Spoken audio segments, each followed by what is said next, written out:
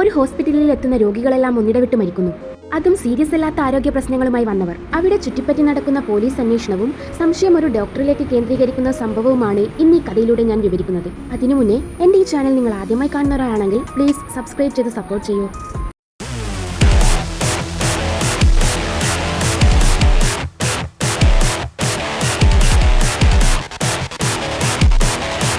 ഇവിടെ അരുന്ധതി എന്ന പേരുള്ള ഒരു ലേഡി ഡോക്ടർ തന്റെ ഹസ്ബൻഡിന്റെ കൂടെ പുതിയൊരു ഹോസ്പിറ്റലിലേക്ക് ജോയിൻ ചെയ്യാനായി പോവുകയാണ്. എന്നാൽ ആ ഹോസ്പിറ്റലിലേക്ക് പോകാൻ അവൾക്ക് അധികം സന്തോഷമൊന്നും ഉണ്ടായിരുന്നില്ല. കാരണം അവളുടെ എക്സും വർക്ക് ചെയ്യുന്നത് ആ സെയിം ഹോസ്പിറ്റലിലാണ്. അവൾക്ക് അവനെക്കുറിച്ച് ചിന്തിക്കുമ്പോഴേ ദേഷ്യമായിരുന്നു. കാരണം കല്യാണം വരെ എത്തിയ റിലേഷൻഷിപ്പ് അവന്റെ വീട്ടുകാർ ജാതി വേറെയാണെന്ന് പറഞ്ഞുകൊണ്ട് ഒഴിവാക്കുകയായിരുന്നു. അവളുടെ എക്സ് ആയിട്ടുള്ള പ്രകാശും ഇപ്പോൾ മാരീഡാണ്.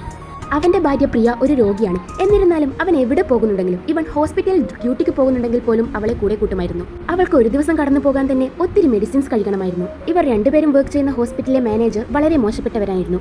അയാൾ കുറെ കാര്യങ്ങൾ ഇല്ലീഗലായി ചെയ്യുമായിരുന്നു. എന്നാൽ അരുന്ധതി അവിടെ ജോയിൻ ചെയ്തതിനു ശേഷം കുറച്ച് ദിവസത്തിനുള്ളിൽ കുറെ രോഗികൾ അവിടെ മരിക്കുമായിരുന്നു. കാര്യം എന്താണെന്ന് വെച്ചാൽ അധികം സീരിയസ് അല്ലാതെ വന്ന രോഗികളായിരുന്നു അവരിൽ മരിച്ച പലരും. അവരുടെ കൂടെയുള്ളവർ റൂമിൽ നിന്ന് പുറത്തു പോയാൽ പിന്നീട് വരുമ്പോൾ അവിടെയുള്ളവരുടെ ശരീരമാകെ വിയർക്കുകയും കുറച്ചു സമയം കൊണ്ട് അവർ മരണപ്പെടുകയും ചെയ്യുമായിരുന്നു. എന്നാൽ ഇങ്ങനെയുള്ള മരണങ്ങൾ റിപ്പീറ്റഡായി വന്നപ്പോൾ പ്രകാശിന് ഒരു സംശയം, അരുന്ധതി വന്നതിന് ശേഷമാണല്ലോ ഇങ്ങനെയൊക്കെ സംഭവിക്കുന്നതെന്ന്. സത്യത്തിൽ ഇവർ തമ്മിൽ ബ്രേക്കപ്പ് ആയ സമയത്ത് അരുന്ധതി പ്രഗ്നന്റ് ആയിരുന്നു. എന്നാൽ അതറിയാതെയാണ് പ്രകാശ് അവളെ ബ്രേക്കപ്പ് ചെയ്തത്. ഇതറിഞ്ഞിട്ട് അവളെ കാണാൻ വന്ന പ്രകാശിന്റെ വിരൽ അവൾ മുറിച്ചു മാറ്റുന്നുമുണ്ട്. അങ്ങനെ അവന്റെ മനസ്സിൽ തോന്നിയ കാര്യങ്ങളൊക്കെ പ്രകാശ് പ്രിയയോട് ഷെയർ ചെയ്യുന്നുണ്ട്. ഒരു ദിവസം പ്രകാശ് അരുന്ധതിയുടെ റൂം പരിശോധിച്ചപ്പോൾ അവിടെ നിന്നൊരു മരുന്ന് കിട്ടുന്നുണ്ട്. പ്രകാശ് അരുന്ധതിയോട് ഇതിനെപ്പറ്റി സംസാരിച്ചപ്പോൾ അവൾ ആകെ റൂഡായിട്ടാണ് പ്രകാശിനോട് സംസാരിച്ചത്. അങ്ങനെ കണ്ടിന്യൂസ് ആയി ആശുപത്രിയിൽ നടന്ന കൊലപാതകം പോലീസ് കേസായി മാറുകയും ഇത് അന്വേഷിക്കാൻ വിവേക് എന്നൊരു പോലീസ് ഇൻസ്പെക്ടർ എത്തുകയും ചെയ്തു.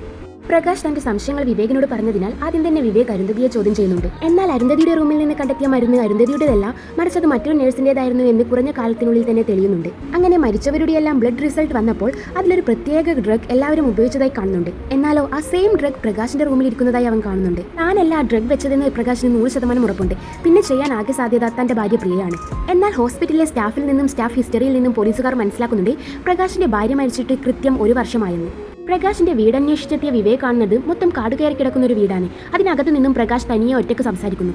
അങ്ങനെ ആ വീടിന്റെ അകത്ത് കയറി വിവേക് താൻ അറിഞ്ഞ കാര്യങ്ങളൊക്കെ പ്രകാശിനോട് പറയുന്നുണ്ട്, അവനെ ഒന്ന് റിയാലിറ്റിയിലേക്ക് കൊണ്ടുവരാൻ വേണ്ടി. എന്നാൽ തന്റെ കള്ളത്തരങ്ങൾ പിടിക്കപ്പെട്ടു എന്നറിഞ്ഞ പ്രകാശ് വിവേകിനെ അടിച്ചു വീഴ്ത്തുന്നുണ്ട്. ഒരു വിധത്തിൽ പ്രകാശിനെ വിവേക് കീഴ്പ്പെടുത്തി കാര്യങ്ങൾ ചോദിച്ചറിയുന്നുണ്ട്. പ്രകാശിന്റെ ഭാര്യ പ്രിയക്ക് ക്യാൻസർ ആയിരുന്നു. ഒരുപാട് തവണ അവൾ വേദന സഹിക്കാൻ കഴിയാതെ തന്നെ ഒന്ന് കൊന്നു തരുമെന്ന് പ്രകാശിനോട് പറഞ്ഞിരുന്നു. അവസാനം തനിക്ക് താങ്ങാനാകുന്നതിനപ്പുറം വേദന സഹിച്ചുകൊണ്ടായിരിക്കും അവൾ മരണപ്പെട്ടിട്ടുണ്ടാകുക. എന്നെ മുന്നേ ഒന്ന് കൊന്നു തന്നെങ്കിൽ ഇത്ര വേദന അനുഭവിക്കേണ്ടി വരില്ലായിരുന്നെന്ന് അവൾ അവസാന നിമിഷം പ്രകാശിനോട് പറഞ്ഞിരുന്നു. അതിനുശേഷം പ്രകാശിന് തന്റെ മുന്നിലെത്തുന്ന ഓരോ രോഗികളെയും പ്രിയയായിട്ടാണ് തോന്നാറ്.